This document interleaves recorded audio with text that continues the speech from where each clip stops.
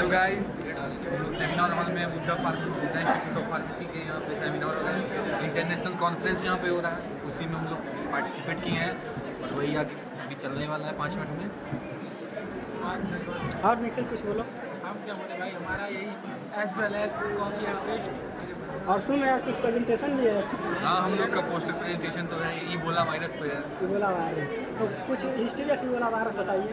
Ebola virus के बारे में क्या ही कहा जाए, बहुत ज़्यादा डेंजरस है और डेडली वायरस है, जो कि अगर इंसान में अगर चला जाता है तो सीवियरली 90% उसके डेथ होने के चांसेस हैं, अगर वो उसके जो क्या बोलते हैं उसको बचाव वाले जो तरीके होते हैं उसको अगर ना फॉलो करे तो।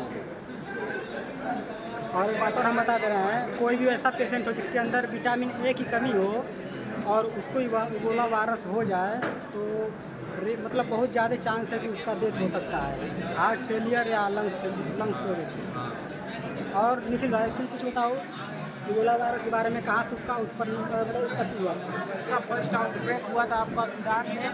सूडान एक देश है जो कि आपके नॉर्थ अफ्रीका में है और वहाँ पे पहला इसका आउटब्रेक हुआ था, वहाँ से ही इबोला वायरस का मतलब चल रहा है। और आप बताइए मतलब इबोला इसका नाम कैसे पड़ा?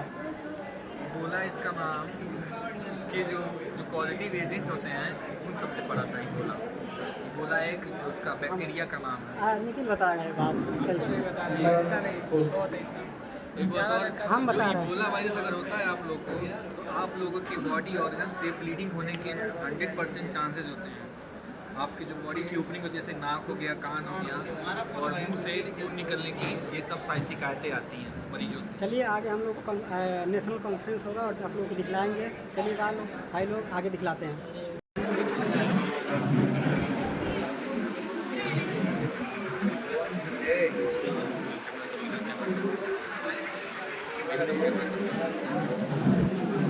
अभी कुछ ही दिनों में ये जो कॉन्फ्रेंस है वो स्टार्ट होने वाला है।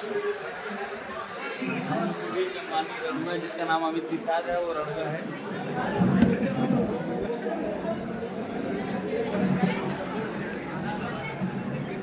ये रहा अरमान जो आतंकवादी, क्लास का आतंकवादी अरमान।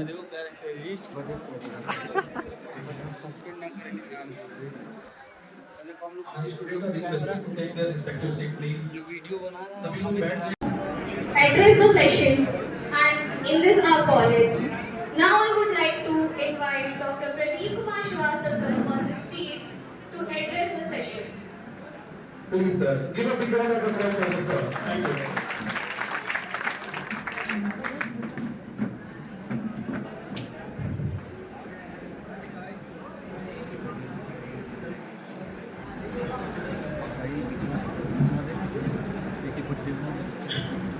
So good after lunch. So I'll go to a topic which is very interesting, very innovative, and is more advanced than nanotechnology. That is called bioinspired engineering. So how I deliver the lecture, it's a very unique concept, and I'm lucky I started this concept for the first time in the world. Well, Science Tools. Cartoons तो आपने देखे होंगे ना, आपके घर में cartoon channels आते हैं बहुत सारे। कई बार आपके घर में ये भी होता होगा ना कि आपको मैच देखना है IPL का, लेकिन कोई आपकी भाभी या चाची बोलेगी पहले सिंचन लगा दे, नहीं तो दूध नहीं पिएगा, छोटा बच्चा है ना, तो आपको लगाना पड़ता है। तो कार्टून्स लोगों को बहुत पसंद आते हैं। Many of the Prime Minister, President, they watch Tom and Jerry, Mr. Bean. तो मुझे लगा कि साइंटिफिक लेक्चर अक्सर बहुत बोरिंग होते हैं और आपने देखा होगा कि कई बार अच्छी नींद आती है और इतने बोरिंग हो जाते हैं। लेकिन आजकल तो है कोई सोता नहीं है, हर एक के पास मोबाइल है, वो चुपचाप निकाल के बिजी हो जाता है। फेसबुक, इंस्टाग्राम, सब कुछ। स्पीकर बड़ा कुछ है, सारे सुन रहे हैं, एक भी नहीं सुन रहा आपको, क्योंकि तो पता है उसको। और आप ये एग्री करो मुझसे कि आप पहले 5 मिनट पे डिसाइड कर लेते हो सुनना है या नहीं सुनना है। उसके बाद फिर आप यहाँ बैठे हो, लेकिन हो सकता है आपका दिमाग गोरखपुर से निकल के दिल्ली, फिर आप पता नहीं कहाँ हो। तो मैंने सोचा कि अगर साइंटिफिक लेक्चर इतने बोरिंग होते हैं तो वजह क्या है? वजह इसमें यह है कम्युनिकेशन गैप। आप एक्सपर्ट ऑफ मलेरिया, आप फॉरेंसिक एक्सपर्ट हो, मान लीजिए मैं मास स्पेक्ट्रोमेट्री का एक्सपर्ट हूँ, दोनों एक्सपर्ट हैं लेकिन एक दूसरे के एरिया में ध्यान ले में, तो वहां से गड़बड़ी शुरू होती है। तो मैंने शुरुआत करी, सबसे पहले मेरा लेक्चर हुआ था सिंगापुर में, और ये सिंगापुर अगर आप गए हो तो आपने देखा होगा, छोटा सा देश है, लखनऊ डिस्ट्रिक्ट के बराबर पूरा देश है सिंगापुर। तो यहाँ पे rank top in Asia 11th globally national university of Singapore है। तो मेरी लाइफ का पहला लेक्चर यहाँ हुआ था, और 26 मई 1988, बहुत तो बच्चे पैदा नहीं होंगे तब जब मैंने लेक्चर दिया था। और मेरा जो टॉपिक था development of drugs and pharmaceutical industry, developing country, बड़ा बोरिंग सा एक सब्जेक्ट था। और जब आप इधर खड़े होते ना तो आपकी हालत बहुत खराब होती है। वहां से बैठ के तो बड़ा मजा आता है, आप मेरा स्केच भी बना लोगे, कोहनी मार के कहोगे ये गलती कर गए वो, लेकिन जब आप खुद यहाँ पे खड़े तो इट्स वेरी टफ जॉब। आपको लगता है लड़के 2 आंख से, लड़कियां 4 आंख से आपको देख रही हैं। So you get terribly nervous। तो मेरी हालत उस दिन बहुत खराब थी। मेरे लाइफ का पहला लेक्चर विदेश में, मैंने सिंगापुर में बैठ के सारे भारत के देवी देवताओं को याद किया, प्रभु रक्षा करना आज, और मैंने लेक्चर देना शुरू किया। और चेयरमैन ने पहले ही गाज गिरा दी मुझ पे, उसने कहा finish your lecture in 10 minutes. अब मैं 1 घंटे का लेक्चर तैयार करके गया था, मुझे टाइम नहीं बताया गया था। देन आई थॉट कैसे खत्म करूंगा, मैंने सोचा शुरू कर देना है जब घंटी बजेगी। अब कहता था अक्सर चेयरमैन एक बेल रखता है, वो आपको ट्रिमिंग से बजा देगा कि अभी अब 2 मिनट बचे हैं, अब खत्म कर दीजिए। तो मैंने लेक्चर शुरू किया, जब खत्म हुआ तो मैं तो इतना नर्वस था, मुझे कुछ होश ही नहीं था। मैंने घड़ी देखी तो 1 घंटे में पहुंचता रहा। चेयरमैन साहब ने भी कहा सॉरी मुझे याद ही नहीं रहा घंटी बजाना, क्योंकि पूरा लेक्चर इस तरह का था कि सब उसमें खो गए। और इस लेक्चर पे मुझे लाइफ का पहला इंटरनेशनल अवार्ड मिला। Story start from here. तो साइंटिस्ट हैं क्या बेसिकली, कार्टून्स ही होते हैं, but their job is not to make you smile only, आपको हंसाना नहीं है सिर्फ, बल्कि आपको साइंस के नए topics. I delivered lecture on nano technology, I delivered lecture on mass spectrometry, I delivered lecture on glycobiology which is the latest branch of carbohydrate chemistry. ये सारे बहुत बोरिंग सब्जेक्ट्स हैं। It's not easy to talk on these subjects using cartoons, बहुत tough, बहुत मुश्किल काम है। तो साइंटिस्ट का पर्पस है आपको नई रिसर्चेस, नए सब्जेक्ट्स, डाटा, कंसेप्ट, इन सब के बारे में आपको बड़े इंटरेस्टिंग ढंग से बताना कि आप पूरा कंसेप्ट जो है एंजॉय कर सकें।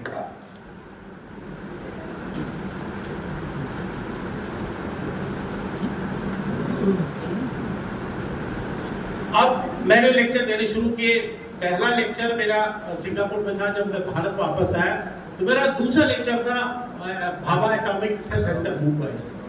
अब वहाँ एक दिक्कत है, उन्होंने कहा था drug industry can you talk on environment and health. मैं basically I am organic chemist, काम drug research, environment and health बिल्कुल एक नया एरिया है, लेकिन मैंने सोचा इससे बढ़िया मौका नहीं मिलेगा टू विजिट बीआरसी। उन्होंने कहा अगर आप आओगे तो हम आपको सारे रिएक्टर दिखाएंगे जो वहाँ पे। तो आई मेड ए लेक्चर, और इस तरह से मैं डिमांड बढ़ती गई, टॉपिक्स बढ़ते गए, और हर एक पे एक लालच होता था कि आप अगर इस टॉपिक में बोल दो जैसे आप लेक्चर देते तो आपको इस देश की यात्रा फ्री। तो मुझे मजा आता था घूमने में, तो आई थॉट, तो इस तरह से जब मैंने करीब 600 लेक्चर 20 सब्जेक्ट से पूरी दुनिया में दे दिए। आई स्टार्टेड ट्रैवलिंग कश्मीर से कन्याकुमारी, असम से गुजरात, और ऑस्ट्रेलिया से लेके 5 महाद्वीप अप टू अमेरिका। तो मैंने सोचा क्यों नहीं कोई नया सब्जेक्ट का नाम दे दिया जाए। तो 2006 दिसंबर 5 मैंने इसको एक नया नाम दिया साइंटूलिक्स। और आज आपको खुशी होगी, साइंटूलिक्स दुनिया की एक नई साइंस बन गई है।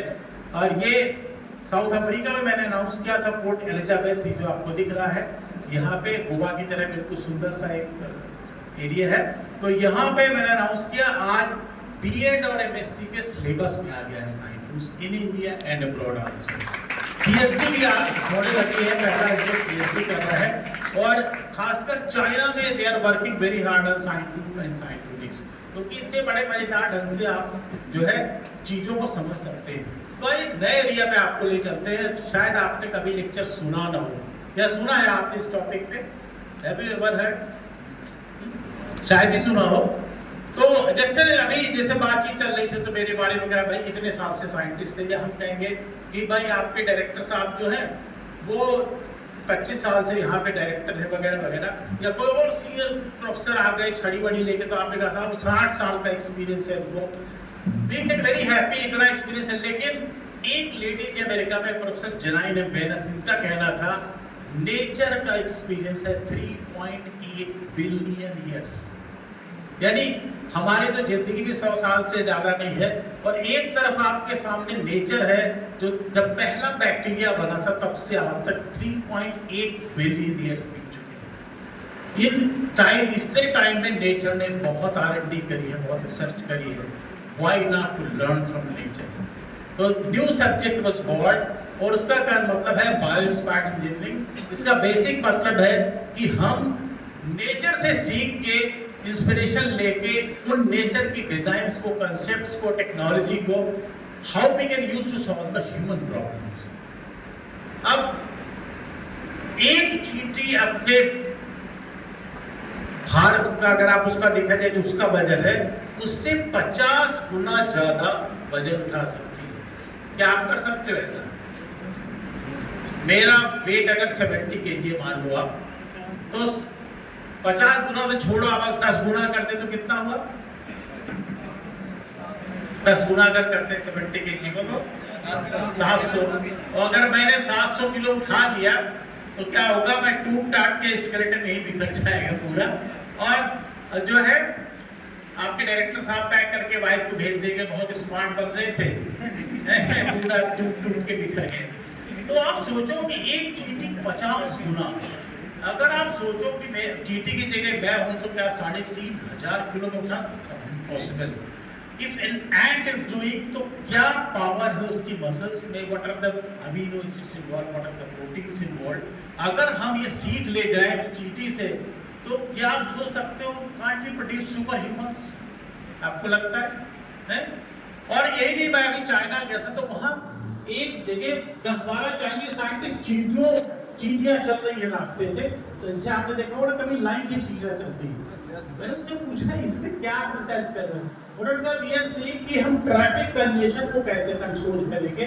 जब हाईवे पे ट्रैफिक चलता है, इन चींटियों को हम डिस्टर्ब करते हैं, फिर then we see how they move. आप सोचो एक छोटी चींटी से कितना इंपॉर्टेंट काम होता है। तो यहाँ पर हमारे जैसे साइंटिस्ट जो है, या आप जैसे साइंटिस्ट वो क्या करते हैं? पेटेंट फाइल कर देते हैं और फिर बहुत पैसा कमाते हैं। तो ये जो वर्म है, ये चींटी से कह रहा है कि देख रहे हैं ना, ये ऐसे नहीं देख रहे हैं। ये बुद्धा कॉलेज ऑफ फार्मेसी में प्रोफेसर है, अभी पेटेंट लेके करोड़ों रुपए कमाएंगे। इसलिए कोई भी काम हम करें, पहला पेटेंट हम फाइल करें किसी प्रोफेसर के अलावा नहीं करेंगे। और तब क्या होता है? ये बूंद ऐसे टिल्ट होकर नीचे चली जाती है। But they are so intelligent, they know how to fix the drop. और आप देखो वो चारों तरफ गोलाई से बैठी हुई है कि वो ड्रॉप गिरने न पाए, because there is no tilting, है ना? कहीं टिल्ट करेगा तो पानी गया, और पानी गया तो बेचारी कैसे रह जाएंगे। तो आप सोचो सुपरमैन के बारे में आपने सुना होगा ना, तो हॉलीवुड का एक कैरेक्टर है, वो क्या बोल रही है? सुन पढ़ो आप। सुपर है वाकई, आप मानते हैं? एक बार चींटी के लिए तालियां जोर से।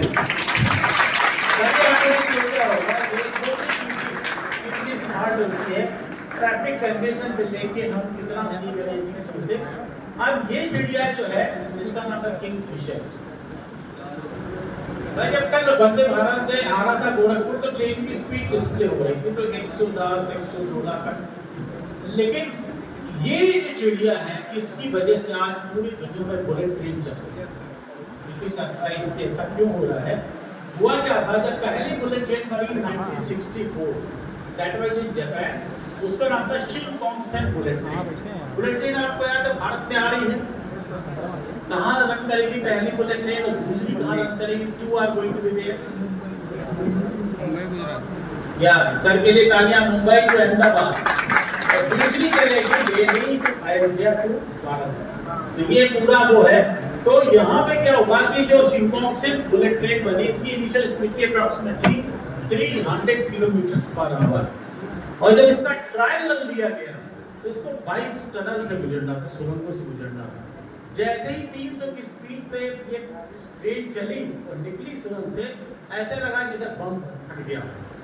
आसपास की जितनी बिल्डिंगें थी सबके शीशे चकनाचूर हो गए। लोगों को लगा उनके कान के पर्दे फट जाएंगे, तो लोगों ने ऑब्जेक्ट किया कि ये ट्रेन हमें नहीं चाहिए, हमें ना अपने घर तोड़वाने हैं ना अपनी जान देनी है, टोटल प्रोजेक्ट बंद कर दिया। What to do now?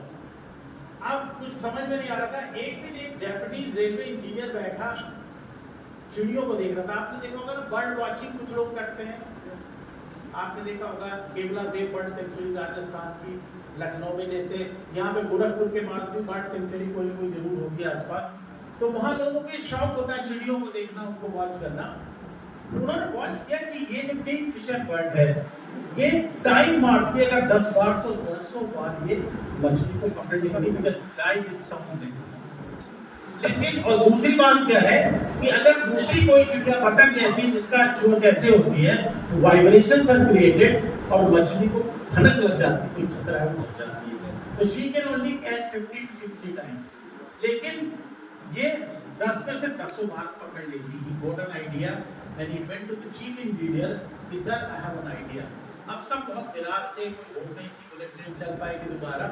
उनका क्या है, उन्होंने कहा कि sir can we change the shape of the engine, अब द बुलेट ट्रेन इसकी चोंच की तरह अगर हम बना दें तो इट मे बी साउंडलेस। और डिजाइन वाज डन, और जब दोबारा ये ट्रेन चली बुलेट ट्रेन तो कोई इसमें से कोई साउंड ब्लास्ट नहीं था, देयर वाज नो साउंड, और ये बड़े आराम से बल्कि 330 किलोमीटर पे दौड़ी 10 और स्पीड बढ़ गई इसकी, और इलेक्ट्रिसिटी कंजम्पशन 15% कम हो गया। तो आप सोचो एक चिड़िया के चोंच से कैसे आप दुनिया में बुलेट ट्रेन चल रही है। मैं चाइना गया था, मेरे सामने 2 बुलेट ट्रेन, एक आ रही थी एक जा रही थी, आई वाज नॉर्मल देयर, कोई कान के पर्दे नहीं फट रहे थे, कोई बिल्डिंग का कोई हो रहा था। तो आप सोचो, तो आपको पता है ये चिड़िया 6-6 हजार किलोमीटर साइबेरिया से इंडिया आती है जाड़ों में, फिर वापस चली जाती है। तो यहाँ पे किंगफिशर कह रही है कि अरे हमारे लिए एक बुलेट ट्रेन चला तो हम लोग उड़ते उड़ते थक जाते हैं, है ना, कम से कम हमें ले जाएंगे। अब ये बुलेट ट्रेन जा रही है जापान में, पीछे आप देख सकते हैं जो मशहूर वहाँ का वोल्केनो है। ये अंदर से कैसे बुलेट ट्रेन होती है, और ये स्टेशन है जहाँ पे लोग बुलेट ट्रेन के लिए इंतजार कर रहे हैं। ये है दुनिया की सबसे तेज चलने वाली बुलेट ट्रेन, और इसकी स्पीड है 603 किलोमीटर पर आवर। मैं कल यही सोच रहा था कि मैं अभी 110 पे बहुत खुश हूँ, 603 पे क्या स्पीड होती होगी। तो आपको पता है जो फ्लाइट लखनऊ से या गोरखपुर से चल के दिल्ली जाती है उसकी स्पीड आपको पता है 800 किलोमीटर पर आवर।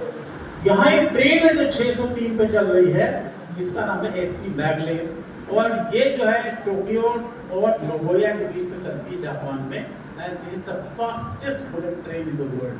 तो आप सोचो अगर इतनी स्पीड पे हो जाए तो गोरखपुर तो आप कितनी देर में लखनऊ से टच नहीं, आधे घंटे से और कम में भी आ जाएंगे ना, कितना वो होगा। वो सोचो आपकी वहां पे।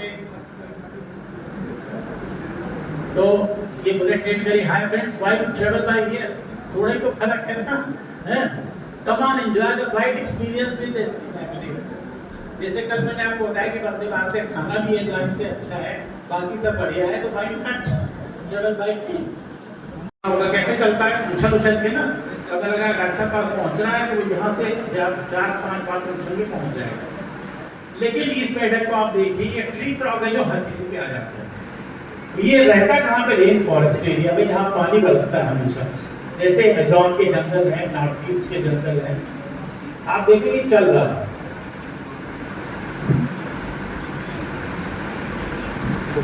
ये जंप नहीं मारता है, इतनी छोटी सी बात है, but I was amazed to find out imagination of a scientist. आपको बनाता कौन अनोखा है एज ए साइंटिस्ट, आपको थिंकिंग, आपका ऑब्जर्वेशन।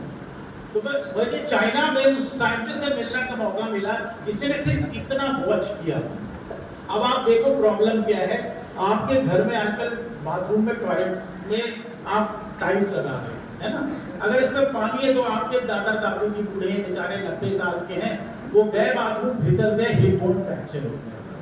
फिर क्या हुआ, ऑपरेशन हो नहीं सकता इस एज में, there was chronic infection, death हो जाती है। अब उस साइंटिस्ट का ऑब्जर्वेशन आप देखो, उसने सोचा अगर ये मेढक गिरता नहीं है को बार, that means the grip is very strong है ना, तभी तो रीजन है। और जब उसने स्टडी किया तो पता लगा कि ये कहता है don't think I am very small, I am powerful. तो ये आप देखो कि ये जो ग्रिपर्स है ये 1 सेंटीमीटर में कई हजार होते हैं, यानी एक पकड़ हाथ की, और इसी हाथ में अगर आप 30,000 पकड़ बना दो तो कितना मजबूत है। उसने क्या किया, इससे सीख के ऐसे जूते चप्पल साइंटिस्ट डिजाइन कर दिए जिससे क्या होगा, next time if you walk on slippery surface you don't fall. आप सोचो कितने लोगों की जिंदगी बचेगी। कहाँ से इंस्पिरेशन मिल रहा है? ये ना बीटेक है, ना एमटेक है, ना पीएचडी है, कोई क्वालिफिकेशन नहीं है, but he use the technology gifted by the nature. आप सोचो कितना यूनिक काम है। अब अक्सर आपने देखा होगा बाढ़ आ जाती है, और जब बाढ़ आती है तो सबसे पहला काम क्या होता है, अगर तूफान आया, बाढ़, तो बिजली काट दी जाती है ना। अब मान लीजिए आपके घर के सामने 4 फीट लंबा पानी, ऊंचा भरा हुआ पानी, जिसमें नाले का पानी भी है, सीवर का भी है, और 10 दिन बिजली नहीं आ रही, तो आपका RO एक्वागार्ड चलेगा? नहीं चलेगा। तो अगर आप प्यास से नहीं मरोगे और आप सोचो पानी पियोगे तब भी आप मरोगे, क्योंकि वो इन्फेक्टेड है पूरा। अब scientist thought what to do now. ये तो बड़ा अजीब सिचुएशन है। अभी आपको चेन्नई में कुछ साल पहले ऐसा हुआ था, 4 फीट पानी भरा और वहां पे पीने की पानी भयंकर क्राइसिस हो गई, बिजली नहीं, क्या किया जाए। कोई कोकोनट ट्री जो है, कितने भी गंदे पानी में, नाले में इसको आप लगा दीजिए, लेकिन जो कोकोनट वाटर होगा दैट इज वेरी स्वीट, है ना, बहुत अच्छा होगा। That means it has a very nice filtration mechanism. इससे सीख के क्या हुआ कि साइंटिस्ट एक साहब यहाँ पे आप देखो सुसु कर रहे हैं और नीचे आ रही है, और दूसरे आराम से उसको पी रहे हैं। आप सोचोगे हो क्या रहा है, तो वो ये है कि इससे इंस्पायर होकर लाइफ स्ट्रा बना दिया 30 सेंटीमीटर का। There is no need of an electricity.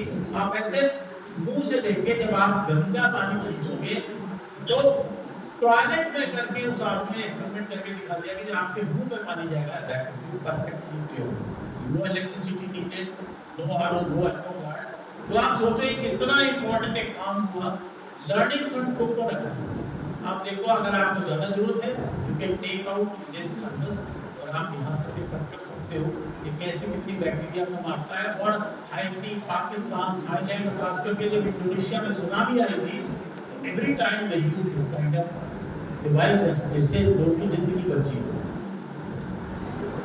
ये फोटो मैंने लिया था जेनेरियो ब्राजील में। आप देखो पीछे समुद्र दिख रहा है, और यहाँ पे समुद्र की लहरें आ रही थी और इसको भिगो के वापस जा रही थी।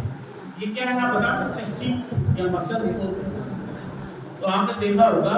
और अगर आप थाईलैंड में जाओगे तो सुबह नाश्ते में आपको एक ऑयल करके दे दी जाएगी। अरे मेरे दोस्त ने कहा, मैं मेरे तो हालत खराब देख के, नो ईट वेरी टेस्टी। हमने कहा कि भगवान बचाए। अब इसमें खास बात क्या है कि मैंने पहली बार इतनी सीप एक जगह देखी, तो मैंने सोचा था वो एक हाथ को निकालते हैं, पूरी ताकत लगा दी, एक को मैं हिला नहीं पाया। But if they want they can move immediately, है ना। तो इनका जो एडहेसिव होता है, यानी जो कोएक्सिस्टेंट मटेरियल है, दैट इज वेरी स्ट्रांग, कि वो पानी में भी जमा हुआ है। व्हाट इज एडवांटेज हियर कि जब आप सर्जरी करते हो तो खून बहते टाइम स्किन जोड़ने के लिए this is the best adhesive possible, है ना। तो सर्जन आजकल इस एडहेसिव का इस्तेमाल कर रहे हैं। और आप सोचो कितनी बढ़िया चीज हमने सीप से सीख ली। तो वही ये कह रही है सीप, हाय फ्रेंड्स, अपने दोस्तों से बोल रही है get ready to help the surgeon in operation today, है यहाँ चलते हैं यहाँ से निकल के। अब कई बार क्या होता है कि ये जैसे ग्लास है, ट्रांसपेरेंट ग्लास लगा है, और चिड़िया उड़ती हुई आती है तो वो देख नहीं पाती सामने ट्रांसपेरेंट ग्लास, वो पूरी स्पीड से आती है, पड़ाक से लड़ती है, और इसमें 10 करोड़ बर्ड्स हर साल दुनिया में बढ़ जाते हैं, क्योंकि उनको पता नहीं लगता सामने जो है वो ग्लास है जो बिल्कुल ट्रांसपेरेंट दिख रहा है। तो यहाँ पे क्या हुआ कि कैसे इससे इंस्पायर होकर काम हुआ। अब आपने देखा होगा जाला बनाता है, ये बकरी जाला बनाती है, उसकी जाले को कोई बर्ड डिस्टर्ब नहीं करती। वाई? क्योंकि उसमें क्या है, तो ऐसी रेंज निकलती है तो बर्ड के सेंस की आगे जाना है, वो ऐसे निकल जाती है। तो उससे इस्तेमाल करके they developed a very kind of Audi lux bird safe glass. तो चिड़िया अगर देखेगी तो उसको ऐसे दिखेगा शीशा, हम आप देखेंगे तो ऐसे दिखेगा। तो हमारे आपके लिए बढ़िया है, लेकिन बर्ड्स कैन इमीडिएटली सेंस और वो वहां से निकल जाएंगे। यानी एक मकड़ी की रिसर्च से हम आज 10 करोड़ चींटियों की जान बचा पा रहे हैं। तो वो कह रही thank you so much my dear spider for saving my and lives of millions of birds around the world. आप सोचो कि कितनी इंपॉर्टेंट बात है, छोटी सी मकड़ी की रिसर्च जिसको कुछ नहीं समझते हैं, और आपको पता है जो मकड़ी जाला बनाती है उसका मटेरियल जो है उससे बुलेट प्रूफ जैकेट बनाई जा रही है। क्योंकि टाइम कम है, मैं आपको पूरा लेक्चर तो नहीं सुना पाऊंगा, तो मैं कोशिश करूंगा जितना आपको सुना सकता हूँ टाइम में। ये एक देश है साउथ अफ्रीका, और यहाँ पर एक सिटी है जिसका नाम है केप टाउन। ये डे जीरो उसी समुद्र में एक शंख होता है। आपने देखा है कभी जब लौटते हैं तो कन्याकुमारी से या कहीं और गए तो हम उन्हीं के सोविनियर खरीद लाते हैं, सी शेल्स के जो समुद्री शंख होते हैं उनकी शो पीस गिफ्ट करने के लिए। तो होता क्या है यहाँ पे कि ये जो है ये शंख इतना मजबूत होता है कि आप हाथ से ऐसे तोड़ सकते हैं इसको नहीं। अगर आप काट फेंकोगे समुद्र के पानी में तो उस पर जंग लग जाता है। लेकिन ये शंख का मटेरियल एक कीड़ा बनाता है जिसके अंदर रहता है, और ये स्पार्कलिंग डस्ट शाइनिंग बिल्कुल होता है, चिकना बिल्कुल बढ़िया होता है। कैसे वो बना लेता है, इतना स्पार्क को लगेगा जैसे कि हवाई जहाज का इंजन है, टरबाइन इंजन या हाइड्रोइलेक्ट्रिक टरबाइन इंजन है, ऐसे दिख रहा है। तो यहाँ पे साइंटिस्ट ने क्या किया, अभी थोड़े दिन पहले बार्सिलोना स्टे किया था, तो वहाँ के साइंस म्यूजियम में इस तरह के शेल्स मिले अभी साइंटिस्ट को। Now they are thinking can we design better aircraft engine based on this design? आगे हाइड्रोइलेक्ट्रिक इंजन जो जैसे आपका टेरी डैम वहाँ पे हाइड्रोइलेक्ट्रिक टरबाइन चलती है बड़ी बड़ी, can we design like this? तो यहाँ पर जो इनका एक बेटा है इन शेल का छोटा सा, वो कह रहा है कि डैड अगर वो हमसे सीख के टरबाइन इंजन से एयरक्राफ्ट का बनाते हैं तो कुछ हवाई जहाज के फ्री टिकट तो ले लीजिएगा ना कम से कम।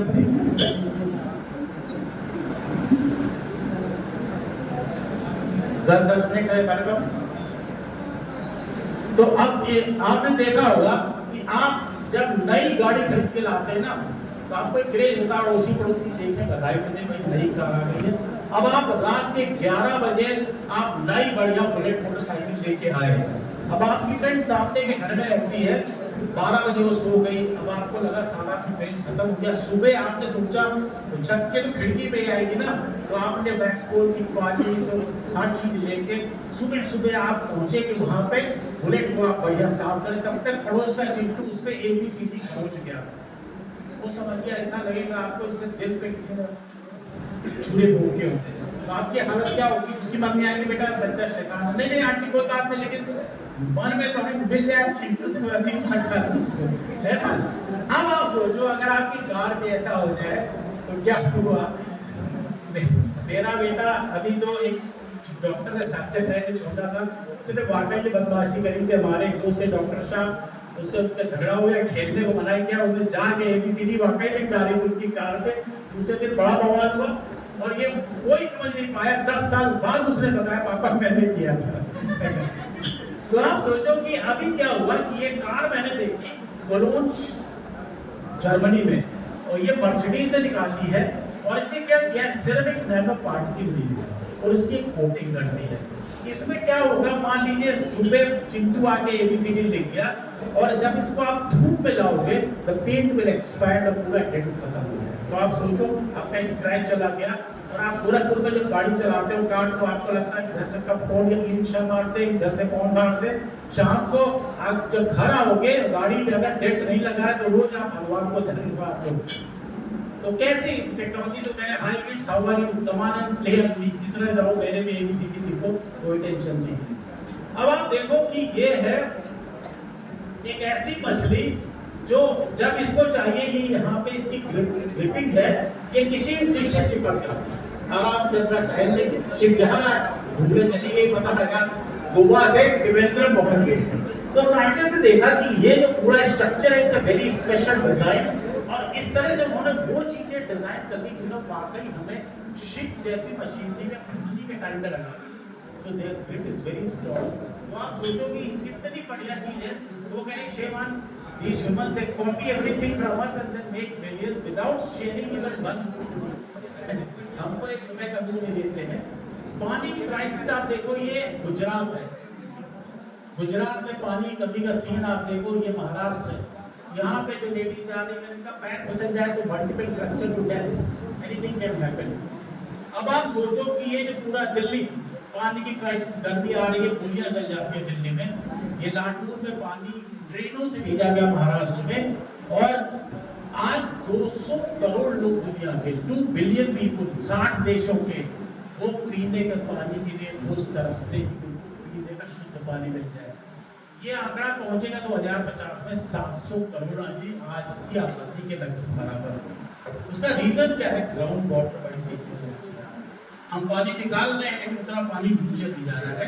लखनऊ में अमीनाबाद एक मार्केट है, आप कभी जाना तो है, अमीनाबाद खाने के पास एक कुआं है जिसका हर साल का वाटर लेवल रिकॉर्डेड है, और जिस मेरे अपने जहां मैं रहता हूं घर में, वहां 10 साल में 30 फीट ग्राउंड वाटर नीचे चला गया। तो अगर आप सोचो ये हालत रहेगी, तो मैं आपको एक कौवे की कहानी बचपन में पढ़ी थी ना आपने, एक कौवा का ऐसा था, तो अब इनको प्यास लगी, से टेक्नोलॉजी लगाई, गंगा डाल के पानी पी गया, लेकिन इनका बेटा जो था यहाँ पे गोयनका स्कूल में पढ़ता था, जहाँ डायरेक्टर साहब की वाइफ काम करती थी, गोयनका स्कूल, उसने क्या किया, वो कोल्ड ड्रिंक वाला एक्स्ट्रा ले आया, जब पिया फिर ठोक के रख दिया, है ना। कौन कंकड़ लाए दिन भर, सुबह से कंकड़ ला के, मेरा पापा तब शाम को पानी नसीब हो पाता है, जब चाहता पी लिया। इनका जो बेटा था वो बीटेक किया था उसने, तो उसने कहा इसमें भी जब वो पापा पीते तो कई बार लंग्स में चला जाता, अभी खांसते रहते, खींचना है आपको लंग्स में, तो वो टुल्लू पंप खरीद रहा है और नहा गया, पानी पी रहा है। अब ये चौथा जो जनरेशन है, ये गोरखपुर से MIT चली गई PhD करके, वापस आई तो उसके दोस्त ने कहा यार तुम क्यों दुखी हो, तुम्हारे पापा खानदान के पहले बीटेक, दादाजी तुम्हारे वो फेमस और परदादा तुम्हारे कोर्स में पढ़ाए जाते हैं, तुम्हें क्या का टेंशन? उसका टेंशन ये है मैं कौन सी टेक्नोलॉजी लगाऊं जब पानी ही नहीं बचा है, when there is no water। आप केप टाउन का एग्जांपल दिया ना मैंने आपको, जब आप कौन सी टेक्नोलॉजी लगाओगे when there is no water। तो आप सोचो कि ये कमल का फूल है, आपको पता है इसकी इम्पोर्टेंस अच्छी तरह से, ये हमारे देश का नेशनल फ्लावर है, और इसमें खास बात क्या है कि इसकी सरफेस पे कोई भी डस्ट, कोई भी बैक्टीरिया, कुछ भी नहीं टिकता है, और हमारे देश का नेशनल बर्ड कौन है? पीकॉक। अगर आप इसके पंख पे कोई पानी की बूंद डालेंगे तो आप देखेंगे चिपकती नहीं है, रूल्स है ना। अब हमारे जैसे लोग तो बहुत जगह पढ़ते हैं, तो कपड़े, अभी आपने आज लंच किया, कैसा था? बुफे, है ना। अब बुफे में हम लोग बैठे रहे, किसी लड़के को भूख लगे तो वो पीछे से मेरे यहाँ से चम्मच चलाएगा धीरे से, बड़ी सफाई से, यहीं से उसको निकालना है छोटे, पता लगा यहाँ उसका हाथ डगमगाया और छोड़ के मेरे कोट पे, दूसरा पता इधर से कहीं बड़ा अच्छा होता है, तो क्या होगा, कपड़ा ड्राई क्लीनिंग के लिए जाएगा। लेकिन इन दोनों से इंस्पायर होके ऐसे नैनो क्लॉथ्स बन गए। मेरे पास एक जीन्स है, मेरे पास शर्ट है, आप भी ऑनलाइन बाय कर सकते हो। आप 15 दिन कपड़ा पहनो, छोले गिराओ, उसमें चाय गिराओ, कॉफी गिराओ, नथिंग विल हैपन। अब आप सोचो जब 15 दिन कपड़ा विदिन सप्ताह तक डिटर्जेंट बचेगा, पानी बचेगा, कितनी बचत होगी। और आपको आराम, विदेशों में आप अगर जाओ, अगर आपने धुलाई दी है होटल में ना, उतने में 4 आदमी सूट आ जाएंगे, इतना महंगा होता है। तो नैनो क्लॉथ्स बना लीजिए, मैं जल्दी से करता हूँ।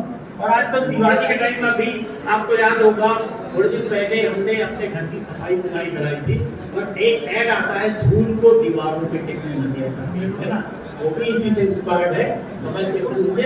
और लेकिन दिक्कत क्या है, कमल का फूल सिर्फ भारत, बांग्लादेश, श्रीलंका और इधर आप ऊपर जाओ तो चाइना, जापान नहीं पाया जाता है, यूरोप अमेरिका में नहीं पाया जाता है। लेकिन पेंट कौन बना रहा है धूल को दीवारों पर टिकने के? जर्मनी, जहाँ पे कमल का फूल दिखाई नहीं था। तो आप इस प्राणी को जानते हैं, बाबा जी ने कहा कि ये तो सरासर चीटिंग है, जर्मनी में तो होता ही नहीं कमल का फूल, तो हम स्वदेशी बनाएंगे, डोंट सॉल्व, उसको आप खरीदिएगा। और मैं जल्दी से चलता हूँ। अभी देखिए कैसे हमारी टेक्नोलॉजी, हमारी साइंस बाहर कैसे फायदा उठाते हो।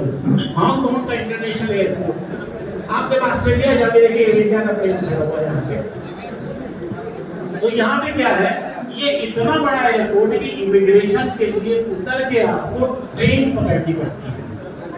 अब इसमें खास बात क्या है कि आपको आधा किलोमीटर रास्ता चलना पड़ता है, रास्ते बहुत लंबे लंबे जहाँ फ्लाइट आपको कैच करनी है।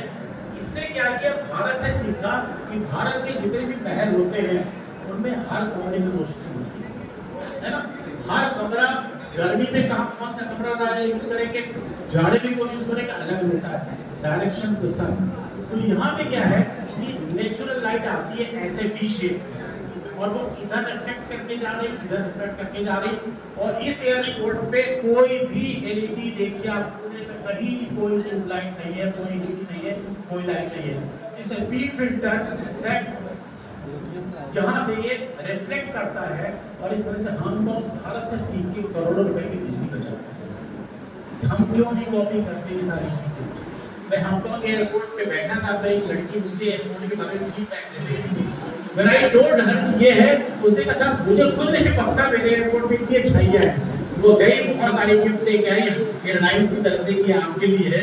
मैंने उसको बताया कि कितना बढ़िया कॉन्सेप्ट है ये जो है ये बॉक्स फिश है। और आप जब कार खरीदते हैं तो आप बढ़िया शेप देखते हैं ना कार का, लेकिन आपको एक ऐसी कार दिखाऊंगा जो इससे इंस्पायर्ड है। आप इसका शेप जरा गौर से देखिएगा। और ये जो है बड़ी क्विकली मूव करती है, बड़ी फास्ट स्विमर है। तो इससे क्या है कि एक ऐसी कार बनाई गई है और ये मर्सिडीज बेंज ने बनाई है इंस्पायर्ड बाय दिस फिश। और इसको वीवीआईपी लोग यूज करते हैं। It's very expensive car, one of the most expensive car. खास बात क्या है ये बड़ी तेज टर्न ले सकती है and the body is very very strong. तो आप सोचो बॉक्स से इंस्पिरेशन लेके कैसे कितना बढ़िया काम होता है। आप कार के लिए तो जान निकल जाती है ना। आप ऐसे देखते हो अब अंदर गया, अब अंदर गया, लग रहा है इंजेक्शन बच्चे को, इसको इंजेक्शन लगा भी, लेकिन चेहरा किसका गड़बड़ है? मम्मी का। तो उनको लग रहा है, उन्हीं को लग रहा है इंजेक्शन, है ना। बच्चों को भी लग रहा है तो ही इज वेरी क्यूरियस कि हो क्या रहा है। अब हम सब चाहे जितने बड़े हो, आज भी इंजेक्शन जब लगता है ना तो थोड़ी देर के रूप में अच्छा आती है। अब आपको एक ऐसे प्राणी का कंट्रीब्यूशन बताते हैं जिससे आप बहुत हेट करते हो, वो है मच्छर है। चिकन दुनिया, डेंगू, मलेरिया, फाइलेरिया क्या नहीं है। और लेकिन आप याद करिए जब आप मच्छर आपके फेस यहाँ बैठता है तो मच्छर के बाद एक मशीन है जिससे वो ड्रिल करता है इसकी, और ड्रिल करके अंदर पंप डालता है जिससे एंटी कोगुलेंट इंजेक्ट करता है खून में जमे, फिर दूसरे पंप से वो ब्लड सक करता है। ये सारी क्रिया करके जब मच्छर उड़ जाता है ना तब आप कहते हो आज मच्छर तो नहीं काट रहे थे आगे थोड़ी देर में, ऐसे से करते हुए तब तक तो मच्छर उड़ गया है कि नहीं। यानी जब पूरा प्रोसेस हो रहा था यू नेवर न्यू कि ये काम हो रहा है। तो साइंटिस्ट ने क्या किया, मैं आपको दिखाता हूँ कि ये मच्छर है और यहाँ पे क्या है, आप इसको देखो कितना शार्प होता है, बिल्कुल वेट की तरह इससे एक कट लगाता है। और यहाँ पे मशीन है जिनसे वो एंटी कोगुलेंट डालता है और सक करता है। तो अभी ऐसी नैनो सिरिंज बना दी गई है जिससे फ्यूचर में जब इंजेक्शन लगेंगे ना आपको कोई टेंशन नहीं होगी, आराम से आप 1 या 10 लगा लो, आप बड़े आराम से कह सकते हो। ये कह रहा है मच्छर यार अब तो रहम करो, तुमसे तो इतनी कटिसी देखिए क्या आप नहीं करते उसको मारने के लिए। मॉस्किटो नाइट आई, फिर मॉस्किटो रिपेलेंट आए, फिर लोशन आए, फिर क्रीम आई, फिर पता लगा All Out, new All Out, फिर very active new All Out. और ये भी नहीं, इससे भी आपका पेट नहीं भरा, आप रैकेट खरीद लाते, बैडमिंटन आप जिंदगी में नहीं खेल सकते, लेकिन आप मुझे मारने के लिए घर पे बैडमिंटन खेलते हो। एक स्लाइड और ले लीजिए, दोनों ठीक है। इसकी आँख 300 डिग्री देख सकते हैं, आप सोचो तो आप कितना अनोखा होगा हमारा आपका। तो आगे इससे सीख के जो ये रियर व्यू मिरर होता है कार का, निसान कंपनी ने बनाया है जिससे आपको अगल बगल भी दिख जाएगा कौन ऑटो रिक्शा वाला आपको मारने वाला गाड़ी को, तो आपको एक्सीडेंट में कैन सी योर व्हीकल। और आप सोचो कितना बढ़िया एक कंट्रीब्यूशन है।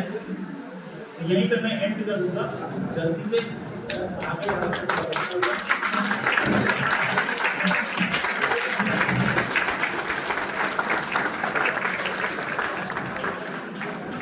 ये मेरा 1521वां लेक्चर था नंबर 1। एक और चीज मैं आपको मधुमक्खी के बारे में बता दूं, मधुमक्खियां जब शहद लेके आती हैं छत्ते पे तो सैकड़ों मधुमक्खियां होती हैं, लेकिन आपने कभी उनकी लड़ाई देखी कि हट तू पहले नहीं, मैं पहले दूंगी, नहीं तेरे आधे घंटे से खड़ी हूं, भी तू 15 मिनट पहले आई, तुमने शहद डाल दिया। तो एक ऑस्ट्रेलिया के साइंटिस्ट ने पूरा सिस्टम स्टडी किया मधुमक्खियों में क्या आसानी से कैसे वो आती है, हाउ दे डिलीवर नेक्टर इन पूरा जो मधुमक्खी का छत्ता होता है उसमें कैसे वो शहद डालती हैं, और उससे क्या हुआ, he design the arrival and departure of the aircraft happen here. यानी एयरपोर्ट पे आप देखो जब बड़े बड़े एयरपोर्ट होते हैं, आप वाशिंगटन डीसी, न्यूयॉर्क या दिल्ली एयरपोर्ट जैसे बॉम्बे है, बहुत कंजेशन होता है, एक फ्लाइट होती है, 4 आप देखो पीछे आपके लाइन से आ रहे हैं टेक ऑफ करने के लिए, वहाँ जो मधुमक्खियों से सीखी हुई नॉलेज है वो बड़ी काम आई और उस साइंटिस्ट को नेशनल अवार्ड मिला ऑस्ट्रेलिया गवर्नमेंट की तरफ से। With these words, thank you so much for inviting me. आपको अच्छा लगा होगा और आपको लगा होगा क्योंकि ग्रेटर जो मैंने लेक्चर आपको दिया है क्योंकि ये एरिया बहुत बड़ा है। You can imagine I gave the same lecture for 3 hours in Barcelona, Spain, in an international conference, क्योंकि वो जानना चाहते थे कि हम इस साइंस में कहाँ आगे जा सकते हैं। इंडिया एक बहुत इम्पोर्टेंट कंट्री है जहाँ पे बायोडाइवर्सिटी बहुत ज़्यादा है, जो हमारी प्लांट बायोडाइवर्सिटी है, हेल्थ डाइवर्सिटी बहुत ज़्यादा है, तो उतना ही स्कोप है। तो what makes you a scientist is your observation, और उससे सीख के आप कैसे लर्न कर सकते हो। तो thank you so much sir for inviting me और गिविंग मी अ चांस, और आई होप कि आपको समझ में आएगा there is no limit of science, लेकिन टू एनी एक्सटेंट कहाँ से कहाँ दुनिया पहुँच रही है। और अब टाइम आ गया है कि हम अपने कल्चर को, अपने रीति रिवाज को, पूरी पुरानी चीज़ों को भूले नहीं। आपका जो भी खाना खाते हो, जो आपकी लाइफ स्टाइल है, बहुत कुछ डिज़ाइंड है आपके क्लाइमेट के हिसाब से, आपके देश के, आपके शहर के, आपके शहर के हिसाब से। तो keep it up that. Thank you so much. अगर आपको कोई सवाल है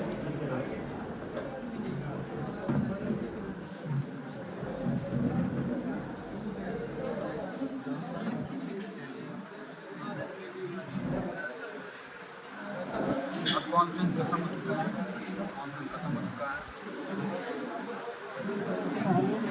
Thank you very much, sir, for sharing your deep knowledge about